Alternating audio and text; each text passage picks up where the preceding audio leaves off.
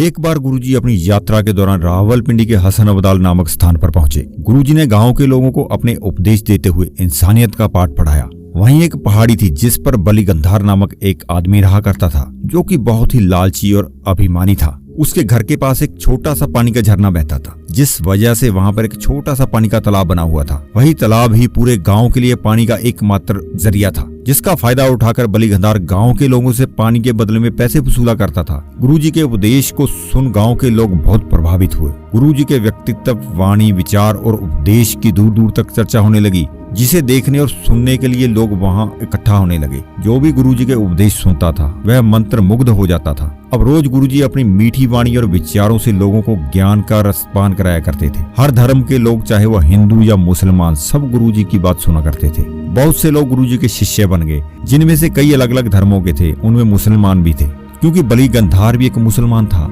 और जब बली गंधार को इस बात का पता चला गांव के लोग नानक जी के भक्त बन गए हैं, तो अंदर ही अंदर बहुत क्रोधित हुआ। गुरु नानक जी के प्रति लोगों का समर्पण और नानक जी का नाम दूर दूर तक फैला देख बली गंधार को नानक जी से ईर्ष्या होने लगी।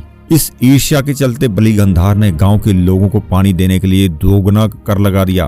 बली गंधार के पास पानी का एक छोटा सा चश्मा था। सिर्फ वही उस गांव के लोगों के लिए पानी का एकमात्र जरिया था। दूर दूर तक और कहीं भी पानी नहीं था। इस तरह जब कोई भी पानी के लिए बली गंधार के पास उस पहाड़ी पर जाया करता, तब वह उससे दोगुना कर वसूला करता, जिसके चलते लोग अब बहुत परेशान होने लगे। लोगों के पास अब इतना धन नहीं था कि वो बली गंधार को कर दे सके। लोग अब प्यास से तड़फने लगे। लोगों के बार बार मिन्नत करने पर भी लोगों को पानी नहीं दिया। लोग अपनी समस्या को लेकर नानक जी के पास गए। गांव के लोगों ने सारी बात गुरु नानक देव जी को बताई। नानक जी ने अपने शिष्य भाई मर्दाना को पानी लेने के लिए पहाड़ी पर बली गंधार के पास भेजा। बली गंधार ने भाई मर्दाना जी को पानी भरने से इनकार कर दिया। मर्दाना खाली हाथ वापस आ गए। गुरुजी ने भाई मर्दाना को फिर से बली गंधार के पास पानी भरने के लिए भेजा। बोले कि इस बार ईश्वर का नाम लेकर पानी मांगना। भाई मर्दाना फिर से पहाड़ी पर गए और इस बार ईश्वर का नाम लेकर पानी मांगा। तो बली गंधार बोला, जाओ अपने नानक से पानी मांगो, यहाँ तुम्हें कुछ नहीं मिलेगा। मर्दाना जी निराश होकर फिर से खाली हाथ वापस लौट आए। गांव के लोगों को प्यास से मरता देख नानक जी ने अपनी एक लाठी जोर से जमीन पर मारी। उसी समय वहां से पानी का झरना निकला। इस तरह गुरु नानक देव जी ने दिव्य शक्ति से लोगों की प्यास बुझाई। इस घटना को देख नानक जी को दिव्य पुरुष मानने लगे। बहुत से मुसलमान उनको अपना ईश्वर मानने लगे। नानक जी की इस दिव्य घटना के बाद बली गंधार ने गुरु नानक जी को जान से मारने की एक साजिश रची। एक दिन गुरुजी उसी पहाड़ी के नीचे बैठकर गांव के लोगों को धार्मिक उपदेश दे रहे थे।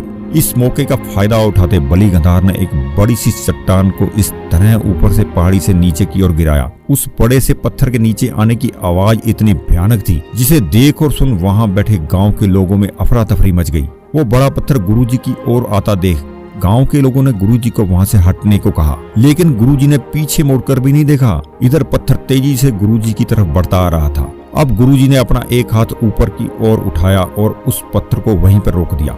दिव्य शक्ति का दबाव इतना ज्यादा था कि उस बड़े से पत्थर पर गुरु नानक देव जी के पंजे के निशान छप गए। गुरुजी की इस शक्ति को देख बली गंधार का घमंड चूर चूर हो गया।